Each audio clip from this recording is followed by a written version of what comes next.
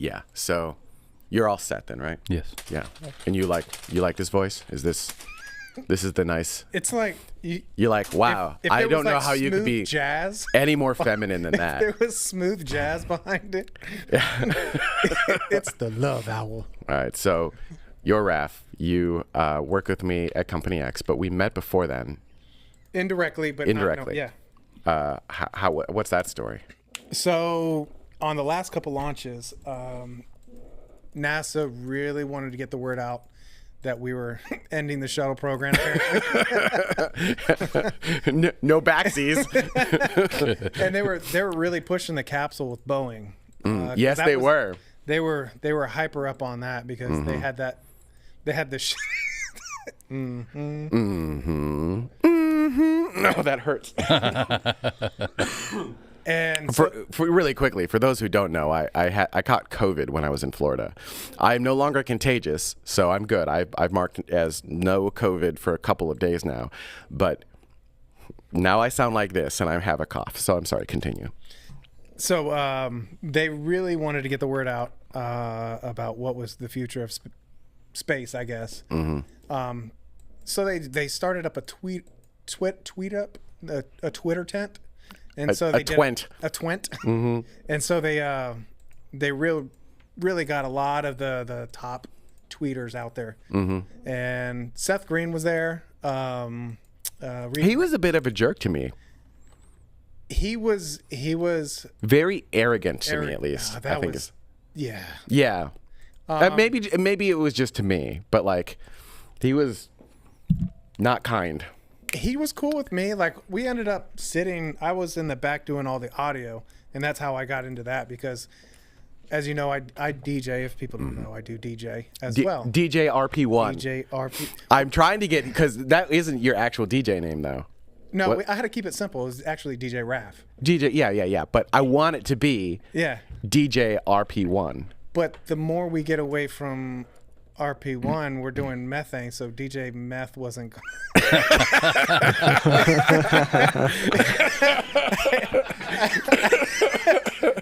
There are places in California where that is actually a bonus. That would fly. That's a selling point. Yeah, maybe in California, but I don't think the rocket contractors would like that too much. No. Sir Methalox. So I think RP1 Sir still. Methalox. I think RP1. DJ Locks. DJ Locks. Yeah. Well, there's a rapper called Locks. Well, LOX. hang on. Your last initial, the first initial of your last name is P. Yeah. Right. So DJ RP1 are his initials. That's my initials. Yeah. Right. That's why I think it's brilliant. Yeah. Okay. So you're we can doing DJ. So I DJ. So they automatically are like, well, if you DJ, you can do audio, and I was like, what does it involve? If you DJ, you can do audio. That's legitimately how they presented it to me.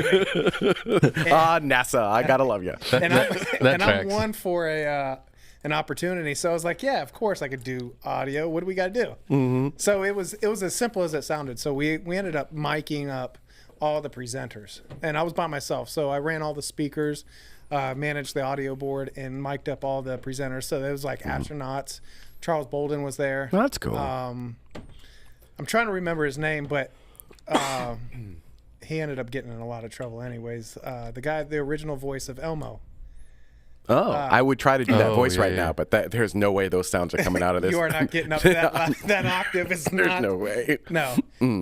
But he was the hardest one to mic because they ended up having a stricter requirement for where the microphone goes, how far above. It was the one that goes above the head. Oh, yeah. Like a hair mic? Exactly. Okay. And so, but they were like, you have to have it like this far from the nose. They had like a pamphlet of exactly what you had to do. But ultimately, it was literally just put it on his head, and that was it. But for the most part, that was fun. I did it the final two launches. That's when they did it, and it was pretty cool. I had a You good mean the time. final launch twice? Because the STS-134 was the last launch. Yeah. And then STS-135 was the last launch. Yeah. So it was the last two launches that they had. Yeah. The coolest guy that I got to meet was LeVar Burton. Oh, that is cool. I didn't meet LeVar. He sat there both times. He came both times. and recognized me. Both like came up to me. They was like, "Hey, Raph, how you doing?" It was apparently his smile that he does is almost trademark. So he was when he took a picture with everybody, he did this, like pulled the cheeks back, and that's his like. He did it for every picture. It was pretty funny. So we met for the first time before you were at SpaceX. We met at the first time either at 134 or 135. Via Kuas, that was when we were doing Space Vidcast, which is now tomorrow, and they didn't think that we were real press. Now, we had a larger viewing audience than CNN and MSNBC combined, but we're not real press. So they thought they were punishing us, I think. And so KSC hated the fact that we were there. And so they were like, how about you don't get to be up by the press. You go down by the tweet up tent. And we were like, oh, that's perfect. These are our people. That's exactly where you want to be. Yeah, I was like, yeah. I'm like, yeah. Can I show them? And they're like, no. Well, everybody that was like worth anything in space came to the tweet up tent and talked. Oh, so yeah. And so there was this amazing energy coming out of the tent, which we were feeding off of. And so I don't know that we may have chatted. I don't remember if we did or not. But we were like right outside the door. We were butted up next to the tweet up tent, and we were the only tent. Were you on pallets? Yeah, for the second time. Yeah, for 130. Because what happened was on STS 135, that was a long time ago. Yeah, gracious. Because it happened last minute. So STS 135, the night before it, or 2 nights before, something like that, it rained a lot, even for Florida. Yeah. And so there was water everywhere. We had been on the ground with all of our electrical and everything, and we looked at that and went, that doesn't look safe. So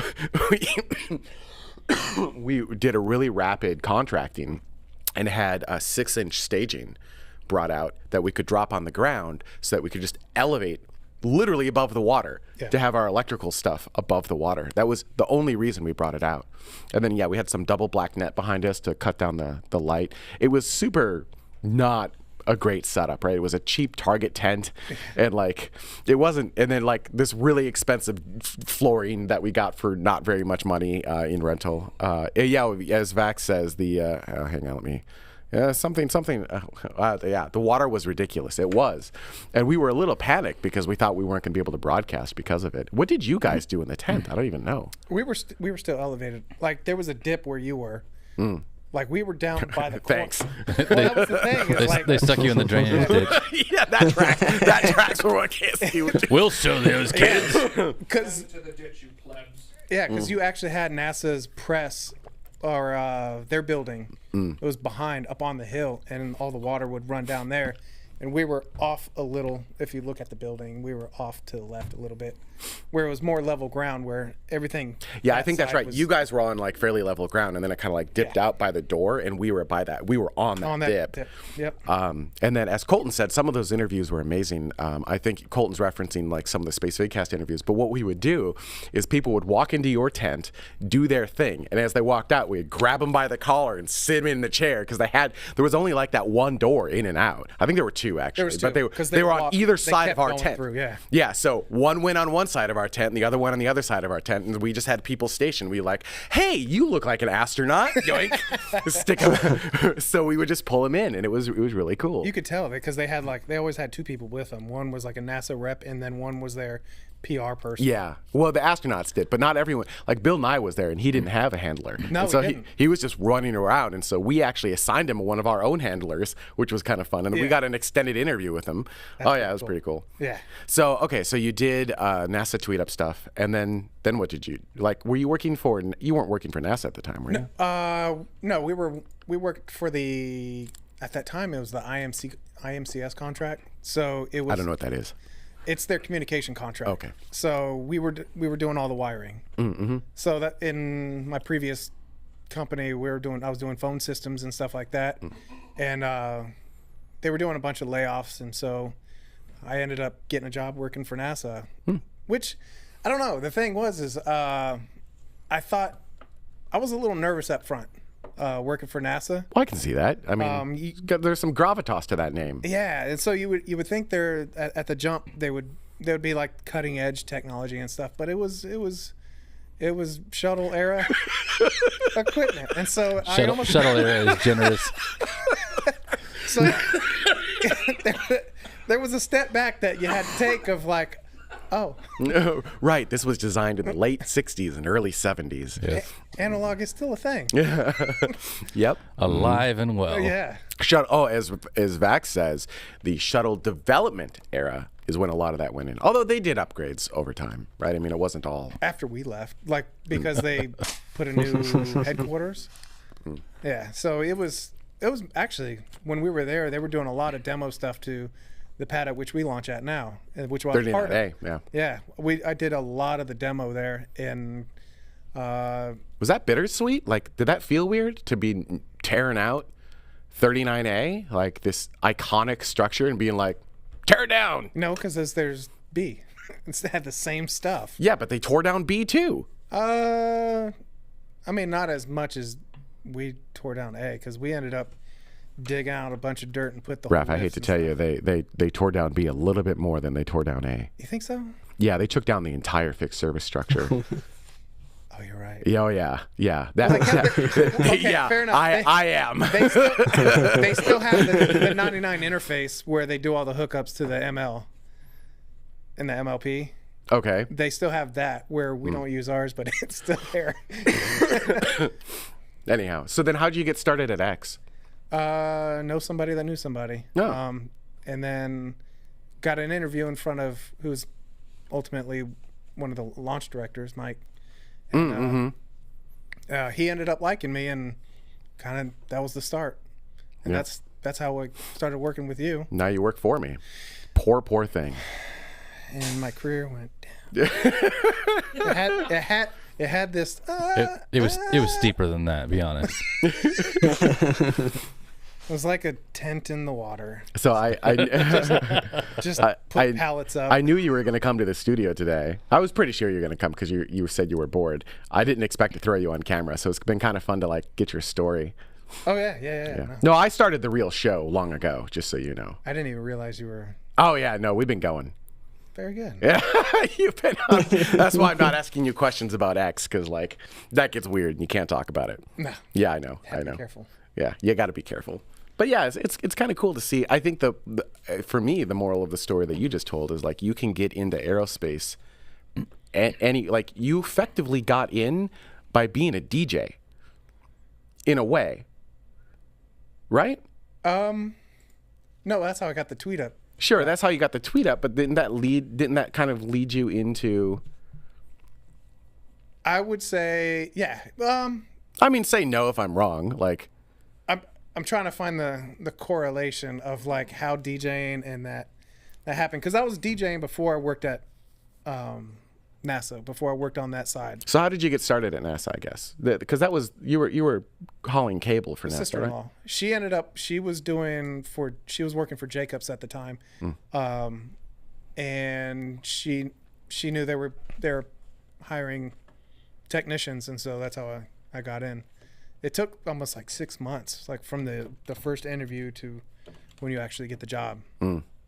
But once you get in, it's hard to get out, other than when they were ending a program. Yeah, is that like good or bad, Shuttle. though? I mean, that might be good for you as an employee, but when you have a person who's not actively participating, they're not adding to the pulling their own weight. So the difference, yes, that was the difference between working at X and working at for NASA is X allows you to explore new cool things. Okay. Right? They're always reaching, which is awesome. Where NASA is compartmentalized. Yeah, I can't say the word. Those right words. now. Yep. Yeah. So yes. Say it one more time. Compartmentalized. And they don't allow you to do anything extra. It's like, here's your glass of water, just drink from that. Okay, yeah. And it's a shame. Like they could do a lot of cool stuff, but the amount of red tape and stuff that they go through kind of slows things down where most other companies they give you that room to explore new and different options that, sometimes you miss, but sometimes you could hit a home run. And we've done it a couple times, which is pretty cool. And that's the exciting part. I think that is the part where allows you to keep moving forward, is when you're swinging, not always hitting, but once you do hit it, it's a good hit.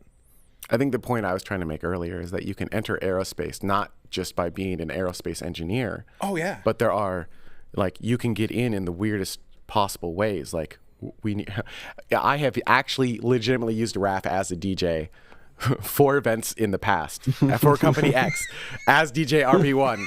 Like, this is a legitimate thing that we've used you for. Like, so aerospace needs DJs and people to pull cables and all of the things. I didn't know if we were going to be allowed to talk about that. That was a cool. That was a highlight. That to me was I never thought ever in my life I would have that opportunity. I've DJed in front of a lot of people. Yep. But this was one of those, was like surreal. Yep. Absolutely. Even though it was like within SpaceX, but at the same time, for what it was never in my didn't think so. But yeah, to your point, I really think as long as you have initiative, drive, and a willingness to learn, you absolutely can move into the aerospace industry and kill it. As long as you're willing to put in the hard work, absolutely. It is hard work. It is hard. It is hard. Especially if you work for me, I do not give you a break. No.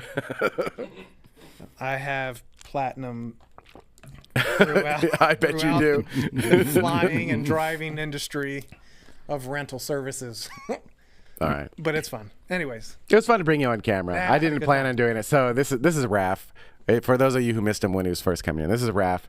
He works with me. We'll bring you. You go, like, I don't want to get you in trouble, so I think we'll end here if that's all right. Oh, I love this. So okay, cool. Good.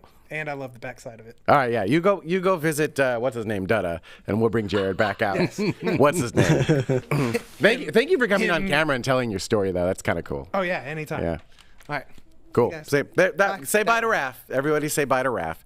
Bye. Scott says Raf is cool. Bye to Raf. There you go. Raf is cool. Bye, Raf. Thank you. And then, we'll bring Jared back on. We've got, hi. We'll do this. Oh, clever move, Duta. Clever move. So now Jared can get on camera without anyone else noticing. Someone mentioned me doing conspicuously walk in here. Yeah, nobody could see what I'm doing at the moment. Wait, Raf, you look totally different now. How did that happen? I don't know. And you sound different. Oh, wow. Seth Green put a spell on me. I've gotten worse. My name is... what's your name? Yeah, exactly. We're all what's your names today. So again, caught COVID in Florida. It was, you know what? The Galactic Star Cruiser was totally worth it. And for those of you who are members of TMRO, if you remind me, when we go into post-show after the live show itself, I'll talk to you about the Galactic Star Cruiser and like how awesome that was. But my name is Jami Higginbotham. I'm joined by Jared Head and Ryan Caton, and we are your troublemakers for today. It was actually kind of awesome to have Raf on camera, and I did not tell him we had started the show. So I was just kind of like, hang on. For those of you who are in pre-show and you could watch me, I'm like, oh, hang on, Raf, 1 second. And then that's me going in and going live on the show. So I hope you guys enjoyed that kind of impromptu, weird, whatever that was. Ryan. Hey, Ryan. Jamie was going to say something. Ryan, why don't we start? What's your name? Yeah, exactly. Ryan, why don't we start with? You know what? I could give Duta trouble and tell you to cut to your camera so we can. Well, we didn't get to see Duta's face. So there you go. Duta's face. I know that guy. Face. Yeah. Ryan, what were you excited about? I would say last week. I know you guys were on the air for the last couple of weeks without me, so thank you for that. But what's gotten you excited over the last couple of weeks? SLS is officially done doing the fixes, the upgrades in the VAB. So SLS should be coming out soon, June 6th, I think is what they said. Okay. I think, which is very cool because they had to push the rollout by a few weeks. Mm-hmm. I covered that in news a few weeks ago. Mm-hmm. Obviously, they just needed to check over everything one more time, make sure everything they needed to do was complete. and now they're going to try do it again. And fingers crossed it actually works this time. They don't have to roll it back to the VAB, then do another test. Hopefully next time they'll just be able to roll it back, do what they need to do, send it out to 39B, launch it, and yeah, that's what excited me. Well, yeah, it's roll out, wet dress, roll back. Yeah. For the AFTS, or they don't call it AFTS, do they? They call it arming. They just have to turn if it goes wrong, it blows up. The blowy up machine. No, so AFTS is Autonomous Flight Termination System. I assume they're using Autonomous Flight Termination. Oh, that's actually kind of weird. It's hard to tell what you're looking at. It is, our chat room is saying it is not an automated flight. Oh, it is I not. think So it needs to be activated on the rocket, but it's controlled by the range. Oh, so old school FTS. Yeah. Okay. Well, shuttle era FTS. Unzipped. Got it. Yeah, exactly. Legacy FTS. All right. So oh God, Scott. So okay. So they roll out. They wet dress, hopefully successfully this time, fix all the valves, the ground side issues and the tower issues and all of it. Roll it back, arm the flight termination system, which can someone in the chat room help us? We were talking about this in pre-show. Why don't they arm the flight termination system at the pad? Why would you arm the system in a building? Wouldn't you want to arm it outside at the pad? I don't know. That I feel legitimately don't. I guess they just don't. They either don't have a ladder long enough, or they don't have a cherry picker long enough. So. But I was going to say they have the fixed service structure, but they don't. But they've got the mobile. They've got the mobile structure. They should be able to. I feel like that's something that should have been thought through long before now. Well, so I thought there was an image that came out. There was like a. Loopy is saying you don't have the service platforms to let you do it at the pad, but I have to believe like. You have to pull pins for FTS. Yeah, Raph is saying in the control room. Thank you, Raph. You got to pull pins for FTS, but like they've got not the fixed service, the mobile service structure that goes up the whole back of the rocket. Did they not design this in such a way? On the side where the platforms are. Yeah, why wouldn't you design the rocket in such a way? Cut to your camera, Dada. Why wouldn't you design Why wouldn't you design? Oh, he's not on camera. No, he's not. Oh, that's stupid. Swing your camera so it's pointed at his face. No. So wouldn't you design? Yeah. Come here. Give him. Well, that's fine. Wouldn't you design the system so that? Get in here. Yeah. Wouldn't you design the system in such a way that you could arm the flight termination system when it's at the pad? Why would you want to roll the whole vehicle back to the VAB to arm it back there? Well, wouldn't you want to be autonomous at that point anyways? It's not autonomous. So they have to like pull pins.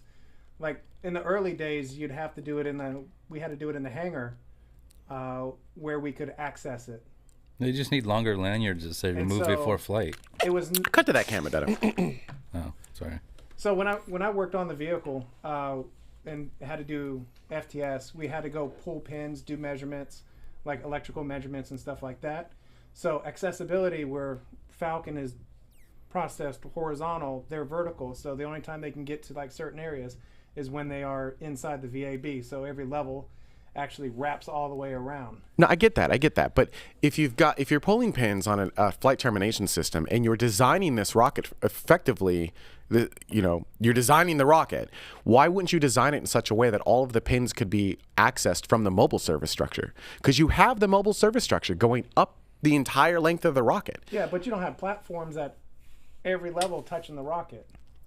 No, but you got a lot of touch points. Yeah, and they designed the mobile service structure for Ares, but then we're being Ares honest. 5. Ares 5. But then like the mobile service structure is supposed to be custom designed for this rocket. So why wouldn't you just design it with levels? They've got arms for everything else. Yeah, why couldn't you have? I mean, clearly they can't. I can't explain why they didn't do something as simple as make it into a position of easy accessibility. Cole is saying flight termination system pyros need to be in specific locations. Some can be hard to reach. Yeah, again, I get that. I just feel like we designed all of these things. National launch system. Yeah. Okay.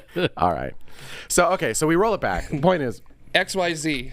Roll it out. Roll it back. Your zipper. We arm the flight termination system. We roll it back to the pad, and then we're good to launch. I guess. So that's my assumption. Sure. When would we be good to launch by? Does anyone know? So if we roll out June 6th, we'll wet dress So- shortly thereafter. What we're being told by NASA is around the start of August, which is really convenient. However, Alex has said that that's just NASA being optimistic, and I know Alex knows people, so I'm not really sure what to believe. But I think SLS is now going to launch in September. Okay, around the table, around the room, around the room. We've done this before. Hang on, Man. let me. Am I still going to have to stick to what I said initially, or can I change? No, you can change. You're allowed cool. to change. I've changed. Cool. Psyche's changed, so I'm changing, and so is SLS. All I'm going to say is I'm super happy SLS is coming out in June. Perfect month. So All right. So we're asking the community, but I'm also asking you guys, and I'm going to ask Raph and Duta as well. In your opinion, will the Space Launch System launch in 2022? yes. You think it will launch Yeah. in 2022? Yeah. Ryan? September 21st. September. Oh, you're going exact. Yeah, September 21st. 21st. I feel like if SLS launches on September 21st, 2022, and I'm going to take that from GMT to GMT, right? So the full 24 hours from. Yeah. If that happens, we need to get him an extra super award or something. Like he gets, like we'll bake him Extra a cake. $1. An extra $1. We'll bake him a cake. Yeah. All right, Duta. Will the Space Launch System launch in 2022? I think it seems like it's probable, like October, November-ish. I think maybe somewhere in there. October, November. Yeah. All right, Ninja Turtle. Will the Space Launch System? I'm going against the grain. I don't think so. I'm No? thinking February. Feb 2023.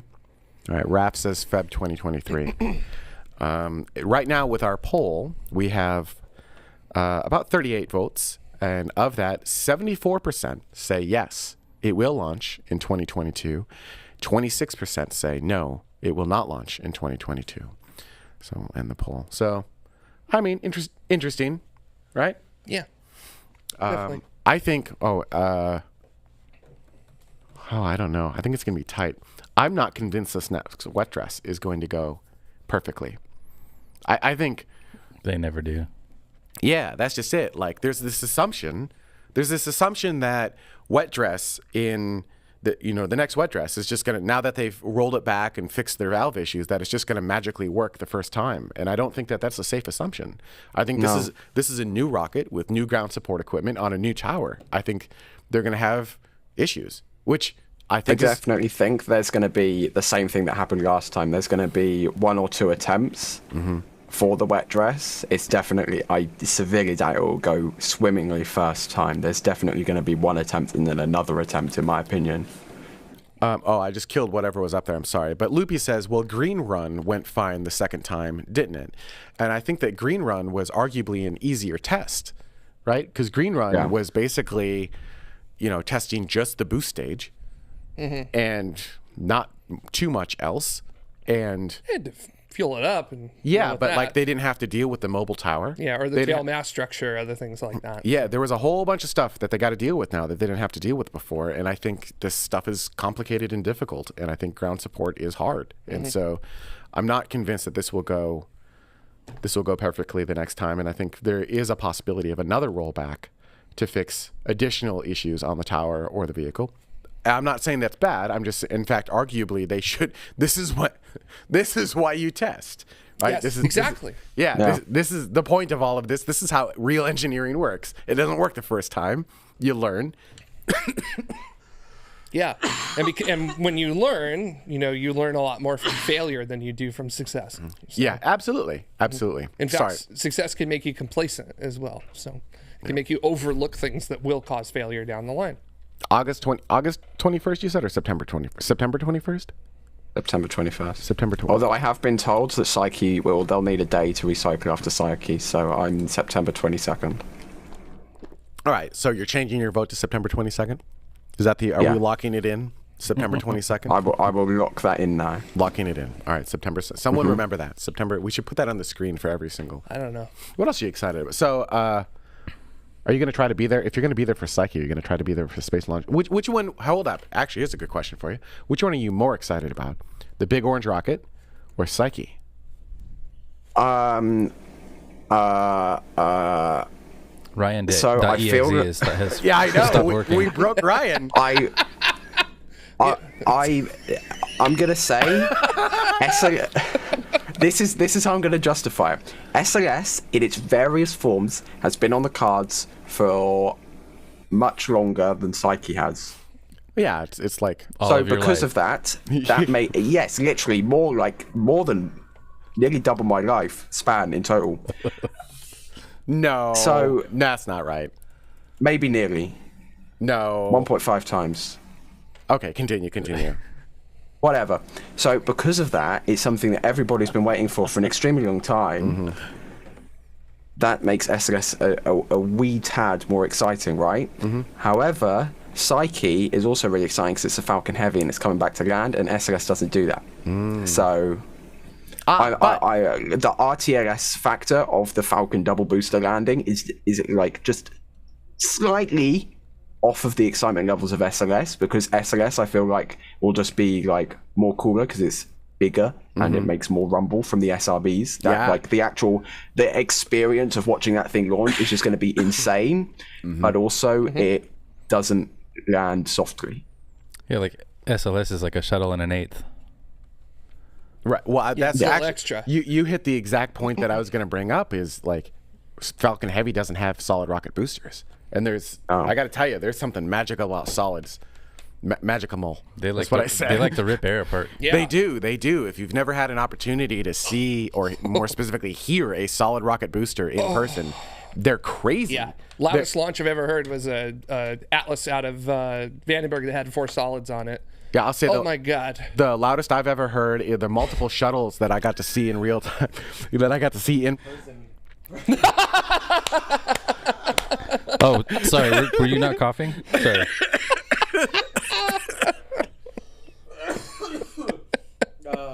That's great. Thanks. Raph, did you ever get to see a shuttle launch? Oh yeah. Oh yeah, you did. Was it amazing? Is it one of those things that you're really glad you got to see? Yeah. Was it one of those things that you're really glad you got to see, and it's like one of those life-changing experiences for you? Yes. I I've lived in Florida my whole life, so I hate all of you. Being up front, it was being there, like live. Yep. Watching it lift off the pad, everything changed when I saw that. We're not friends anymore, Raph. Actually, Duta, why don't you tell Raph about your? Go ahead, go to your camera. Tell Raph about your shuttle experience. Why don't you? Tell him how you felt. It's too painful. I don't want to. Yeah. I mean, you were there. I remember seeing you at the launch site. You were totally at the launch site. I know you were at the press site. So how was that launch for you? You didn't see me. I mean, I don't know. I think you were just what? In 2010 for 133, I drove from California to Florida on this epic road trip, and the road trip was fantastic, even without the shuttle. And drove all the way there. When we got there, the days that we had availability to get onto the tour, they had the rotating surface structure around the shuttle, and it had all of its hurricane protection, so you couldn't see anything. I could see boosters, I could see external tank, I could not see shuttle. And then they were going to do a tanking, and they scrubbed it, and that delayed 2 days. And then they tanked again early in the morning, and they found a leak in the ground umbilical carrier plate. And then when they had they had a detank, and when they detanked, they found cracks in the foam on the external tank. And they wanted to investigate that, and to do that, they actually had to roll it back to the VAB. And so the launch that I went to in the beginning of November ended up not launching until the middle of freaking February, and Jami gives me a hard time about it every single time. It's amazing. And Ryan, being the amazing person he is, has found a picture I just pulled this from Google. Yep, he found a picture of exactly what Duta got to see. This was Duta's shuttle experience. Yep. That is what he got to see. I took that picture. Did you really? No. That is all the more in person that Duta ever got to see. Yeah, no, you can't even see the tips of the wings or nothing. Like that's the cocoon that they put it in when there's a hurricane coming, and the shuttle's on the pad. It's protected. There you can't see anything. Yeah, to be fair, I think we all did not like that flight. I remember that is when I became familiar with the ground umbilical carrier plate, because I did go out there for that, and I assume you went out there because I think they did tweet ups for 133 as well, if I remember right. Well, I worked out there. I worked Okay. for that stuff. So so like everyone was out there, and like the shuttle was it was Discovery, if I remember right, because it was the Diva, and it was just like it was misbehaving. She's a diva. Yeah. So, yeah, dang, ground support equipment's hard. Well, right, yeah, it is. Right, I will say, Ryan, I am hopeful that you are right, and you get to see both. Wouldn't it be cool? That would be insane. It would also be really busy. So, which one? But yeah, being able to see both would be really exciting. It's just, it depends what happens to Psyche, and it also depends what happens to SOS. And at the moment, they were playing nice, and then they've both kind of shimmied a bit, and they're kind of still playing nice. Mm-hmm. But I feel like they might not play nice for long if something else happens to SOS or Psyche. Because if they have something else with Psyche, that's a rather long pushback. Mm-hmm. Yes, it is. Did you have something you wanted to say? Yeah, I was just gonna say, now all makes sense to me as to why Duta was so happy when we got to go move Endeavor. So he got to finally see a space shuttle. Not only that, he got to see a space shuttle. See a space shuttle in motion, actually moving. I got to see it fly. It was on the back of the 747 when it was delivered to Edwards Air Force Base. And suborbital flight, it doesn't count. Well, yeah, but it's suborbital when it comes back too. And they did loops around Edwards Air Force Base and then landed, and then the day or two afterwards they did the grand tour up to San Francisco and down around, and I was in the Esplanade at downtown Disney, and I got pictures of it going straight over my head. Nice. So I did get to see it in the air, just not with solid rocket boosters. Ryan, I will say, if you have an opportunity to see two launches, be it a Falcon Heavy and a Falcon 9, or Space Launch System and a Falcon Heavy, or an Atlas, or whatever the case may be, I'm hopeful you get to see two launches. I know you're probably going to end up working one of them, but I would highly advise you to not work the second one and to just simply experience the launch. Don't bring a camera. Don't do anything. Yep. Use your own two eye holes and ear holes to watch and listen to it without being distracted by anything else, because there is something just magical about these things, and I would hate for you to be distracted by something else in the moment and kind of miss the moment. You will forget your name. Well, my plan is just to just have everything ready, just like dump it all down, and then just leave it there. Like not touch anything, not produce anything, just leave it there, just to capture like my raw reactions to what is going to be an epic launch. Yeah, because as you know, one of the things we said during the Space Vidcast days, and I think this remains true, to today, is that the cameras that the launch entity has, like the cameras that NASA has or SpaceX or whatever else, are closer and better than any cameras that you're ever going to bring. Mm-hmm. So, absolutely. Yeah, I would extend that to other things too. So, like what? Like a solar eclipse. So if you ever get an opportunity to go see a solar eclipse, just maybe set up like a camera. Grab some binoculars. Well, not for the early portion of it. Is that bad advice? That's very bad advice. It's sort of on the level of Dr. Brule right there. But yeah, just I set up a video camera and just filmed it wide angle and everything, and then just enjoyed it. So because I knew that there was going to be like a 500,000 other people in the United States taking a way better photo than I ever could dream of. So I was like, screw it, I'm just going to enjoy being in the shadow of the moon for a couple minutes. So, and I did. It was amazing. Profound. So this was my view of the shuttle when it came to Dryden. Oh, actually, that's pretty cool. And it's sitting on top of the ska, right? Yeah, and this was my view from downtown Disney. That's not as nice. I mean, you get to see the butt of the ska. Yeah. Ska butt. Yeah. Ska butt. There's I think there's a photo in our drive somewhere that is me and you with Endeavor. Probably. The early morning. So, yeah. All right. It's good times. Jared, how about you? Oh, we're just kind of in mourning, unfortunately, because we've got a mission that is on the verge of ending after doing such a really great job with everything that it did. And that's NASA's InSight mission, which was a lander that landed on Mars in 2018, designed to basically do seismology on Mars, try to discover Mars quakes. Also had a opportunity as well to detect impacts as well from meteorites and help determine a rate of meteorite impacts as well. And it looks like it is finally succumbing to Martian dust, and it's going to run out of the ability to generate enough power to stay alive, and then it will die. I have a dumb question. Okay, so that's actually a great photo, right? Yeah, so you're really seeing nice all one of the buildup right on there. the photovoltaics. Yeah. Is there not a way? Can they not rotate the? So that's something that's obviously been said by a lot of people Well, yeah, I on mean, the internet this week. I'm going to armchair engineer this one. you- No, I'm asking You legit. dumb Like, people at JPL, you don't know what you're doing. You should have thought of this. Just fly the Mars helicopter over to it. no, Oh yeah, just, it's a couple thousand kilometers away, no big deal. but I mean, even if they rotate, is it caked onto the? Is it caked on at this point? Yes, there's lots of different problems with it. So first of all, the biggest one overall is that Martian dust is highly electrostatically charged. So it will cling to any surface, and it will be very difficult to remove it from any surface just because of that static charge it has on it. It just clings so well.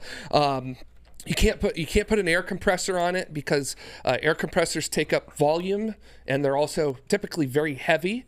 The atmosphere on Mars is very thin, 1% of what we have on Earth. So that means that you would have to draw a lot of power in order to fill up that air tank. And then you also have to have a means by which to get that air out to the solar panels. And you have to be able to make sure that it can withstand both the solar panels deploying and unfolding. And I have a solution for this. not work with that. What? You can get compressed air in a can, It and does those come in a those can. little red straws. Yep, you grab that, and it's got just like a robot trigger. I wish that would work on Mars, but Wouldn't that be cool? it would be cool. InSight has its robotic arm. to Yeah, do perfect. things. It would have That's been perfect. Actually, they did try to figure out a means by which to use the Martian regolith to actually dust off the solar panels a little Just bit. like tip it upside down, or like. So they actually took the arm, they dug out some Martian regolith, and they took it over towards the solar panels, and they released it. And because it fell, and because it's charged, it actually knocked some of the dust on the solar cool. panels off. So they actually did they did use a little bit of the dirt to clean it off. So, I mean, that doesn't sound like it should work, right? Like we're going to drop more dirt to get the dirt off of it, or drop more regolith to get the dust off of it. But it did. So air compressor not really going to work. You kind of talked about dipping the solar panels around as well. So I mean, if they're electronically, if it's charged, I don't think it's going to let go, right? No. And also that would mean you've got to have a system, like a motor or servo system there in order to move them. So that means you've got a point of failure, because what if one of those gets stuck without it? So yeah, that's... You could do what we do in video. What's that? No, legitimately. So like on NASCAR and whatnot, you're driving and you can have like particulate come up and hit the camera. Yes. And now you got this goo on the lens on this car traveling, tens of miles an hour. So First of all, what's NASCAR? I don't know. So, you ever heard of NASCAR? That's the donut one. I think you right? go left a You lot. go, yeah. Yeah. So what you can do is you've got the lens, right? You just have a sheet that basically rotates around it, and then it rotates to a clean area. So what you could do is directly on top of the photovoltaics is you could have like a giant round thing that you just rotate, and when you rotate it out of view, there's like a squeegee, and you just squeegee off all the dust. That'll do it. You're welcome, JPL. You can have that idea for free. Yeah, I think that might be too heavy and too power intensive I don't for think- it. Well, Since it's running out of power, I doubt that it's too powered. Just kind of thinking about that here. Also, some people were saying that we should put a big brush on the solar panels. Oh, yeah. Which that'll do it. And then again, no, it's not going to do it because one, you need a motor. You to just move have the like brush. windscreen wipers, and it just goes like. That's not how that works with electrically Oh. charged regolith. What about like a brush buoy?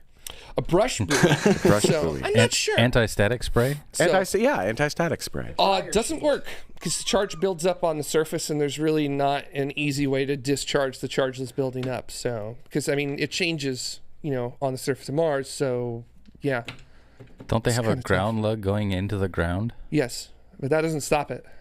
So That doesn't dissipate the charge? well, it's not going to dissipate it enough to get the regolith off of it. So, yeah, I mean, it's nasty stuff. So it's not good. So they just need it to go. Yeah, or an earthquake. Somebody I saw in the chat room said just a big earthquake. Just It wouldn't be an earthquake. or excuse me, said have a big Marsquake. Marsquake, yeah. Dumb chat room. Dumb chat room. Marsquake right underneath it. I mean, No. they detected a magnitude 5 Marsquake. That would definitely get me up and moving Matt around. Damon is the solution. Oh yeah, yeah. I we could have love him you, in there. chat room. Mark I Watney. love you, chat Mark room. Watney to the rescue. Yeah. If you want to put a charge on the cells to repel the dust, you're going to have to generate more power than the photovoltaics are going to be able to generate. So that means you're going to need a big battery in order to handle that. So you're going to need more weight for that big battery. Again, it's unfortunately one of those things where every solution is like it's either too heavy, too complex, it's going to take away too much of the science payload or other things like that. And Tickle Stuff makes a very good point here, which is that you should have just packed a multi-mission radiothermal isotope generator, which is a big nuclear battery, which is what Curiosity and Perseverance use. So ultimately that would have worked really well.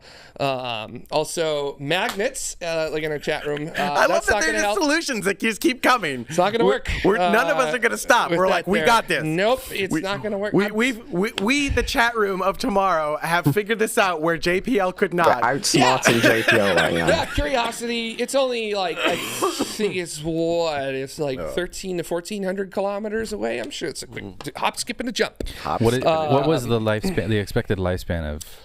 Expected lifespan of InSight was 1 Martian year, which is just a little under 2 years here on Earth, and we are coming up on the 4th year of operation on the surface of Mars. Well, So someone doesn't know how to do lifespan calculations, then.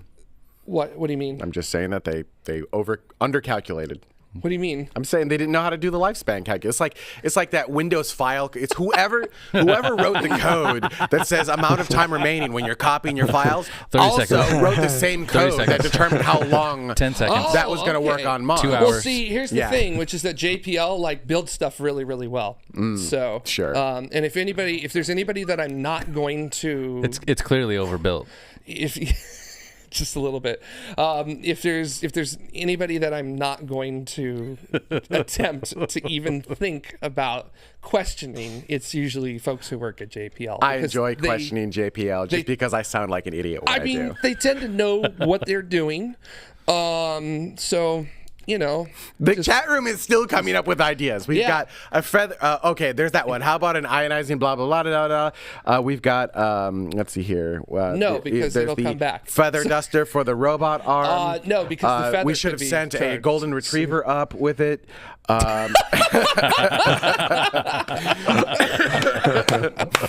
No, the solution is, hang on. The solution is if we just send a human up there with some Windex. Oh, that'll do it. Just put some Windex on it. I'm It'll be sure. fine. Windex. I'm sure that putting Windex on it and that dust going against the photovoltaics isn't going to scratch it at all. I think it'll be fine. So Actually, The Windex flush. How's that?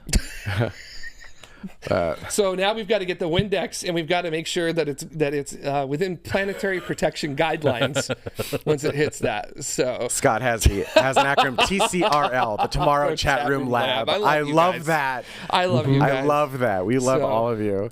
Yeah, I wish it was one of those things where you could actually incorporate all of these ideas, because it really is one of those things where it's like, that sounds so simple. And I love to have the arrays clap together. Everybody clap your hands, clap your hands, clap your arrays. Everybody clap your arrays.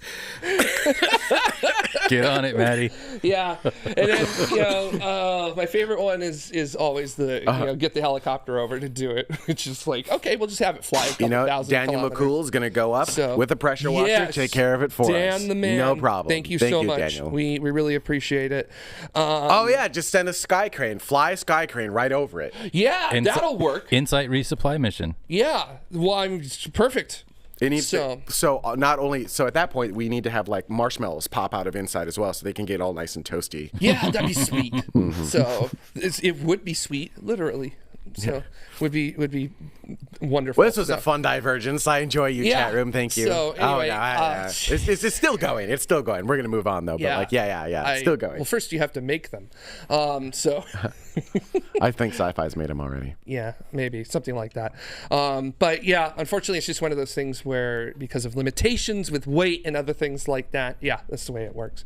So I mean, you know, the limit of weight that you can do on Mars right now is Perseverance. That's about as heavy as you can get, and it's because of the sky crane system that's been developed. If you don't want to use a sky crane, if you just want to use straight retro propulsion, InSight is about as heavy as it gets. So in other words, if you want to use rockets to land it, that's InSight is about as good as it gets. For now. Things are changing. I don't think we're going to take a Starship and land it near InSight to blow off the solar panels because that might not end well for InSight. So, but yeah, it's it's with it. Loopy's asking, what if we go back to using really big airbags? Those were fun. I love those animations of it just like bouncing. So cool. Boing, boing, boing, boing, boing. But thanks for all. Wait, are those the sound effects that come with an airbag? Well, I mean, I have no idea what sound effect they make. Probably like, I don't know. They have some spare airbags at JPL if we want to go steal them and play around with them here in the studio. Actually, I think the studio is too small. You've told them our plan. With this system. What plan? You've told them that we're going to steal their airbags. Plan? The airbag system, the Mars exploration rovers, which were about roughly. Oh no, I know their weight in pounds. I can't remember it in. That's fine. What's the weight in pounds? I think it's like 400 pounds, something like that. So you think you know the weight in pounds, but you don't. Okay. Not 100%. That's a cheap rover. The Mars exploration rovers are the limit for airbags as well. So they actually did 1.4 kilos. Yeah, they actually did think of a airbag system for Curiosity as one of the original ones to try to land Curiosity, but they couldn't get it to work because Curiosity is one, big, and two, heavy. Dad, I love that your mouse is still like right in the middle. I have no idea which animation this is, so I guess we'll just watch. Oh, he moved the mouse. What happens. So, this is Mars exploration rover landing animation. I love this. It's so great. Look at it. This little airbag's gonna fire here in a second. And then it just bounces everywhere, which is my favorite. Well, what I like is that there's actually. I like this bit right here. Ready? Thump. Come on, do it. Okay, now here comes my favorite bit. Here's my favorite bit. Yeah, firing the retro thrusters and the release. Boing. Boing. Boing.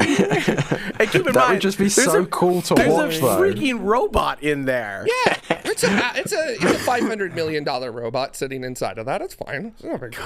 I can just imagine a comic for this from the Daily Hopper or someone of just the rover inside just bouncing around. Boing. What was that meeting like? You want to deploy it? How? Well, you got to remember that this is already after this has been a proven method because this airbag landing system was originally done with Mars Pathfinder back in 1997, which was much smaller than this was. So this was basically just scaling it up. Not that it was easy for them to scale it up. It was like a year before launch, and I believe they were still having issues in trying to make the airbags not rip. But it worked, and that's the limit. That's about as heavy as it gets with an airbag landing system. So, But how cool. Yeah. It would be very cool. Now, do we want to see Starship with an airbag landing system? Boing! It's not mine. That's not my decision to make. So, and that's also not a decision I would want to have to make. So I just do not feel like having 100 people bouncing end over end and rolling and flying around everywhere. I don't think that's gonna be nice. So, Tickle stuff. that does not sound comfortable. Tickle Stuff says Lander 1 out of 10 would not fly again. Fair enough. So, yeah. Made me dizzy. I'm just picturing this guy in a meeting. Look, we can do it with balloons.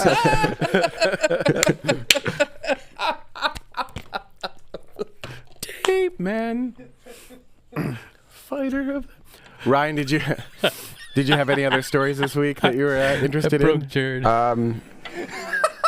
Sorry, we've Jared's broken just Jared. gone. We're padlocking Jared. Jared.exe has stopped working. Well, Starliner came back Oh yeah, I think that was your that was story fun. too. Yeah, Well, right? we were all stoked about Starliner. Yeah. Yes. That was exciting.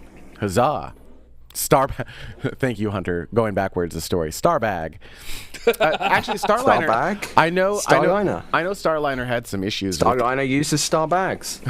Oh, it does. oh, there you go. There's See what I Starliner. did there? See what I did there? Hey. But I know there were some issues with Starliner's thrusters on the way up. But at the same time, like the redundant systems kicked in, it still made it to Yeah. station. Yeah. It did what it was supposed It wasn't to a do. big issue. Yeah. It's just something notable, like fix this for next time. Was there anything else, No, or was that just big- like that was basically it, right? Like that and that? There was the thruster. There was 4 thrusters. Boing. From what I read for news, there was 4 thrusters, and then a coolant loop blocked up. But they were still able to maintain temperature, and they had backup systems for the thrusters, which means that the mission was fine. I thought I heard that the coolant loop after launch, they finally got that working again. So Yeah. that they did some troubleshooting on it and they got it. they turned it off and back on again. Yeah, I think that's literally what they actually did with that. So Same with the docking ring. They just took it back in, put it back out, and then it worked. So. yeah, that's all it takes. So yeah. But it was really cool. I was very excited that finally, we might potentially have 2 crewed U.S. vehicles. I don't think it's. flying at Is the it same potentially still, or is it not? Like they're. Well, they're not certified yet. They got to get the data back. I was about to say I kind of like Starliner to fly with people first before I say, it is a crewed vehicle. That's a good point. So do they get Yeah, their the certification does certificate- come after the human flight. Yeah, that's a good point. So it's not actually like in regular operations. It's still in demo flights, right? Because the next flight is humans, Yeah. meat bags. Well, I mean, it's basically ready. So Yeah. Would you, and that's when, what they said in the press conference. and when are we flying the meat bags? 2022 with a crew. Commander is TBA. Person number 2 is TBA. Person number 3 is TBA. And on the backup crew, we also have TBA launching in 2022. They all have the same name. That's so weird. I know. They're all related, you see. Oh, a they're family. it's a family for primary and backup. Yeah, but they got a lot of people trained on this thing at this point. They've had extra time to train. People. So Some of the trainees have retired. Actually, that might be true. yeah. But no, that'll be exciting. That's facts, So, all right. So, hang on. I'm going to do another poll. Hang on. Oh, I'm just curious. I Into want to our know. chat room, of fairness. It's chat room of fairness. I mean, I just think it's great that Boeing finally did it. Like, excellent, good for them. They Lucy says in chat, Boeing needs to go onto Twitter right now and post a video of Jebediah Kerman getting his wings. That would be pinned. awesome. I want to see that. It'd be good. All right, so the poll that I have posed to the chat room is, will Starliner fly humans in 2022? And we're going to go around the table again because I'm curious. Jared, what's your bet? Do you think Starliner will fly humans in a world in 2022? No, but I think it will fly in first quarter 2023. Q1 2023. Yes. Okay, narrowing it down. You got a narrow window there. Yeah, that's what I feel like. So. All right. How about you, Ryan? So. 2022. I'm going to say 2022 because that's what it says on the Wikipedia page, which is the #1 place for factual and truthful information on the internet. The free online encyclopedia that anyone can edit. So what do you have like August 25th, 2022? Is that your theory? August 25th? Yeah, sure, why not? Sure, yeah. Add it to your trip. Let's throw some Vulcan in there as well. Maybe some New Glenn. So you're gonna get a Psyche flight, They get a Psyche, SI flight, then SLS, yep, then Starliner, then Vulcan. then Vulcan, Yeah. then New Glenn, and New then Glenn. maybe the Starship Orbital Flight Test. That's going to get moved to Florida, and then I'll see that as well. Right. Just stay till what else is Thanksgiving. there? Just stay till Thanksgiving. You can get a Relativity. bingo on your card. Yeah, I think we should do, and then also you'll see a Starlink. Actually, I think in that time frame, about a quarter of the Starlink constellation will be built out. Just from the start of those launches to the end of those launches, you're going to see. So they're just going to start popping them out like hot dogs. Just Aren't they already? Are we already doing that? I feel like that's already happening. Duta, do you think Starliner will fly humans in 2022? I haven't been keeping track. I haven't a clue. So I'm a terrible human, and Work is busy. So yes or no? I mean, Uh, they flew their demo flight. They've got a working vehicle that made it to space station, successfully docked autonomously, and made it back home safely. They also have a couple challenges to overcome. I don't think it would be smart of them to replay their anomalies on orbit with people on board. Yes. I think they need to find new problems to have with people. I get that, but I feel like those anomalies that they had were not. No, they didn't endanger the mission. I agree, but they should not be repeated. That's fair, but I don't know that these are hard things to solve. I didn't say they were hard. It's just sometimes solving things So takes time. Duta will not I am non-committal. non-committal. Yes. Next So time I do Duta- polls, I'm going to say yes, no, or Duta. Yeah. So Duta, you're saying that you're on the crew with TBA. He's on the TVA. I can neither confirm nor deny. TBA. So Ninja Turtle. No, 2023. 2023 for the Ninja Turtle.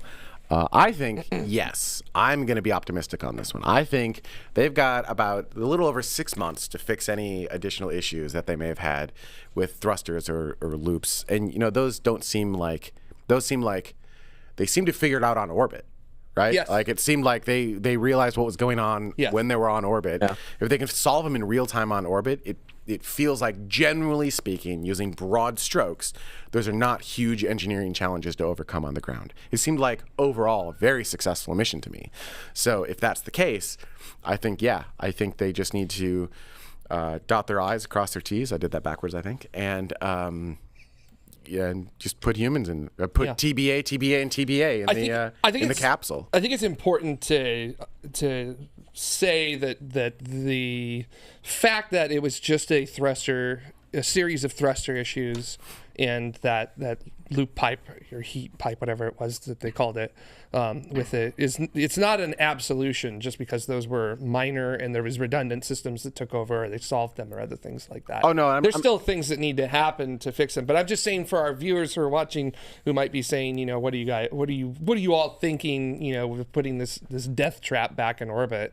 No, I don't think I wouldn't call it. No, it's not. To me, it's not one, because these are, I don't want to call them minor issues, but these are issues that can be engineered out of a vehicle. And they need to fix the problems. And like they should be on primary systems all the way up. They shouldn't be on backup. I feel like this flight was a good thing, because it showed that these major problems from beforehand had been engineered out of the system, that there had been a level of seriousness actually taken to solve those. And No, the problems weren't rectify engineered them, out of the systems. The problems were recognized as failure points, and they engineered redundancy to address it. That's a different thing. I'm not sure I agree with that, because they did change how it works. Like they made changes to their procedures and to how like they made changes to the methodology and how those things work. So two parts. First, for the valves issue. So resolving on orbit is different from actually having an issue. No, okay, so hang on. So I'm not saying that we've resolved the on-orbit issues. I'm talking about the original issues on the ground with the valves. Yeah, this is what I'm trying to say. So. Right, he's talking about the original valve issue on the ground that caused them to bring it back. Gotcha. Yeah, Okay. yeah. Yes. And I would argue, That's fair. to your point, they did fix those issues to a successful level. It's not a permanent fix. They've got a kind of a patch in place right now. Yes. And they've said that they're working on, they're going to analyze the vehicle and see, like, okay, how did this work? Like, get that data back, and that data will go towards the permanent fix, as I understand it. Yes. Yeah. Cool. Okay. I don't have anything to add, because you summed up what I wanted to say perfectly. For those playing the home game, because you can't see the poll on demand, so if you're watching this on demand, we had 73 voters, and 26%. It's like the same percentage as the other one, but inversed. Or maybe not inversed. I don't remember what it was like. So 26% of people say yes, Starliner will fly humans in 2022, and 74% say no, Starliner will not. You know why it's inverse? Is because I asked the question backwards this time. Yeah, way to go. Yeah. Yeah, Whatever. just completely influencing the psychology of asking that question. Johnny Spacer says the first crewed Starliner launch will be on February 30th, 2023. Thanks, Johnny Spacer. That's fantastic. Well, as long as it follows the mission elapsed clock correctly. So. Did you guys watch the? I didn't have a chance. I was like either sick or on a spaceship. Did you guys have a chance to watch? I was at the Galactic Star Cruiser. What Weird flex. I mean, Weird I was flex, but okay. I was either on a spaceship or I had plague. Don't you wish it was me? So, Bring out your dead. That's like years ago when I was complaining about getting in and out of Dragon and bumping my head, and all of you were like, "Boo-hoo! oh yeah. Oh, boo-hoo!" Yeah, it's just terrible. I'm like, no, it really hurts. Like, oh, awful. Getting in and out of his spaceship is terrible. Yeah, it's just like you with your Tesla Model X Plaid coming in, and you're like, oh man, I wish I could get my Tesla Model X Plaid in the red that you can get with the Tesla Model S, but unfortunately, you can't get your Tesla Model X Plaid in the same red that you can get your Tesla Model S. I don't intend to humble brag. It just comes I'm naturally. just gonna have to get a wrap for my Tesla Model X Plaid.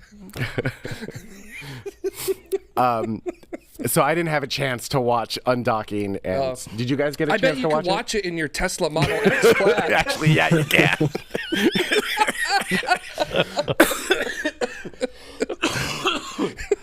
I didn't have to. I got some lung with that one. Nice. Did you guys get to watch Undocking and Splashdown? And in the desert. Yeah. Well, that's kind of cool. Hang on, that's actually kind of in the desert. Oh God. Land litho down in the desert. Sand down. Sand down. I'm gonna cover your vacation real quick in two images. You ready? Yeah. Oh, Wow, that's a pretty look good at one. you. That's a pretty good Is one. that the inside of your Tesla Model X Plaid? That's a good one. All right, and this is what gave me COVID.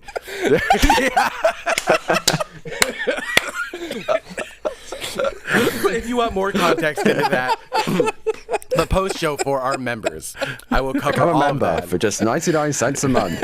That's right, for $1 a month. Yes. You can get into the member stream, and we'll cover that. That should get a couple square millimeters of your Tesla Model X Plaid to be the red. You are derailing my question. So you had a chance to watch Splashdown. I'm ignoring you. I have a button. It's gonna make a weird noise now as his mic powers off. Oh, great. Yeah, it takes for it. So these are. Don't lose all your volts. Hey, since we're losing these volts, I'm surprised we it's still working. we should get a brush to help keep the electricity going through this. How is your mic still working? I don't Because even know. I have the power. Apparently. I have the power of a Tesla Model X. There we go. There we go. It finally lost its phantom power. I've killed his microphone by killing phantom power. Anyhow, it's cold and it's getting dark. how was Splashdown and Jesus? How was Undocking and Landing? How was Undocking and Landing? I didn't watch it live, but I That's did have right. to go through a load of footage for news. Yeah. And I did watch through it all, and it was very, very pretty seeing the Starliner come down with the chutes and the IR cameras, and then it just lands on land so gracefully. Yeah. I was going to ask if this is the first U.S. capsule to land on land, but no, Blue Origin. From space. One, it's though. suborbital, and two, the OFT-1 did it too. So. Who else did it? OFT-1. They've already landed this. Why? Flight Okay, test Jenna, one. why are you scrunchy facing me? We meant from space, Jamie. So, oh God, we're not getting into the Carmen line debate. So, fine. Okay, from orbit. Yeah, from orbit. All right, is this the first orbital capsule? Yes. Yes. First U.S. orbital capsule that has landed on land? Yes. Because the space shuttle was not a capsule. The first US orbital capsule called Starliner that has a white and blue paint scheme that jettisons its heat shield, that is going to have 3 people called TBA on its first through test flight to land on land. Yes. Precise. No, Tickle Stuff is saying Soyuz, and I'm saying like U.S., right? Like, yeah, it's Yeah, space flight obviously thing. Soyuz has done it. All right, yeah. Soyuz has even landed in a lake. Oh, it has? Yeah, it landed. One of them landed in a lake and it sank, and they had to do a rescue operation. Oh. Didn't you watch Gravity? So, oh my God, God, we've derailed this show. All right, cool. that was Tiangong. That was a. You're wrong. That was a Shenzhou. So that now Smokescale wants to start an argument about whether Shuttle was capsule or not. So on that note, I feel like this is a good ending. Did you have anything else, Ryan, for the show that we didn't get to? Nope, that's it. Jared, how about you? Anything else No, for the show? I think we covered a lot today. Yes, we did. And it was a lot of fun, and this is why you should watch live or become a member. Yeah, thank you, Raph, for coming on the air and letting Yeah. me accost you on the. Yeah, you're just waving at us from the back in the crate. He's Some of us don't like the limelight. Oh, he doesn't mind the limelight. He enjoys it. That's why he's a DJ RP1. We collectively we need to make that stick. DJ RP1. Yeah. So before we go, I do want to thank a bunch of people. First off, I want to thank both Ryan and Jared for being here because I don't think I ever thank you guys on the air. So Thanks. these things. You're you know, welcome, I Jamie. like being Yeah. here. Yeah, but I like you. thank you for. I like you. No, I I don't like believe- you and you and I like all of you too. And thank you to Duta for also showing up and punching the show and adding his insight and his beard to the show.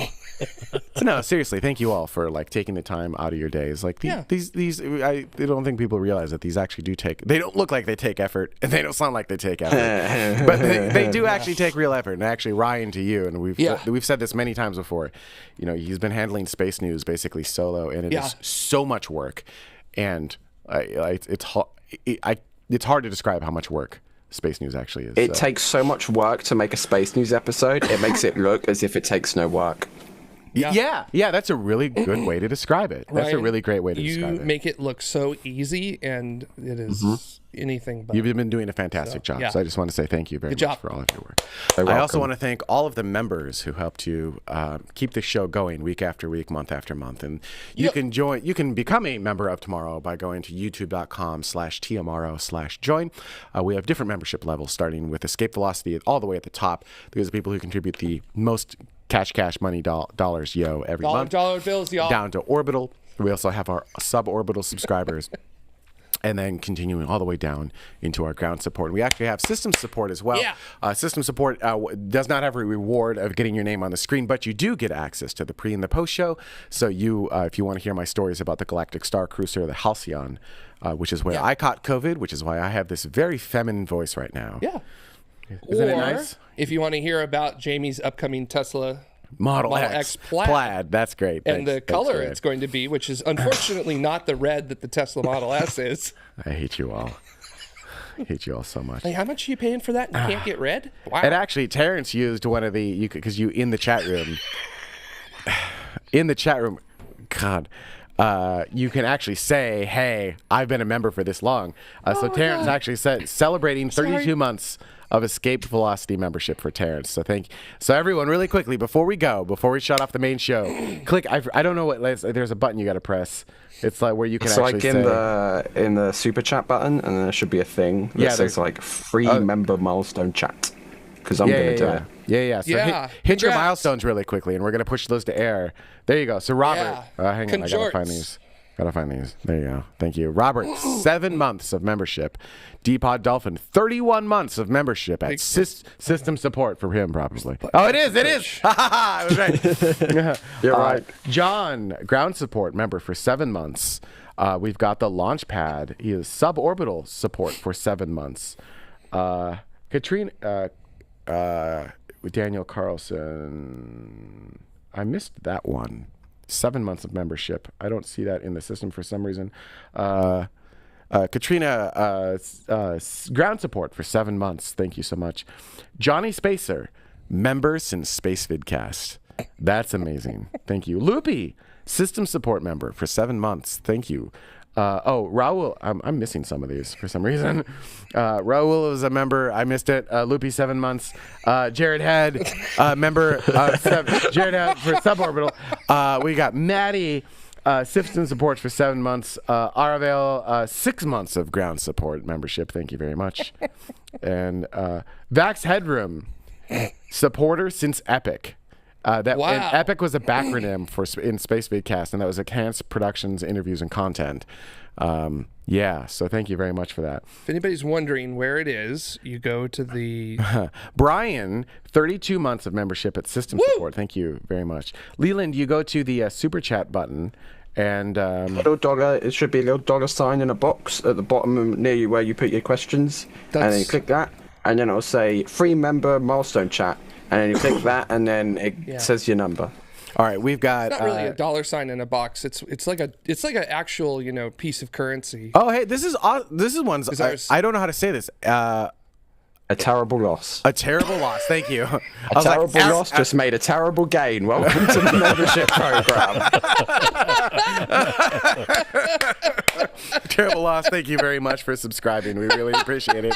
Welcome to Ground Support, a terrible loss. Rick V, member for 30 months on Escape Velocity. Woo! That is nothing to sneeze at. Thank you very much. Thank you. Pattern in the Chaos, a member for 7 months on Suborbital.